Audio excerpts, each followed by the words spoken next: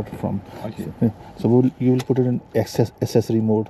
All right, then you will start the car. Okay. So Yeah. first of all right. So we can. These are called pre-checks. Let's put the car in accessory mode where you will see all the lights in the meter. All right. That's how it works. Now, can you please start the car for me? Now, this is the knob for turning your headlights on. Can you switch on the headlights for me? No, headlights.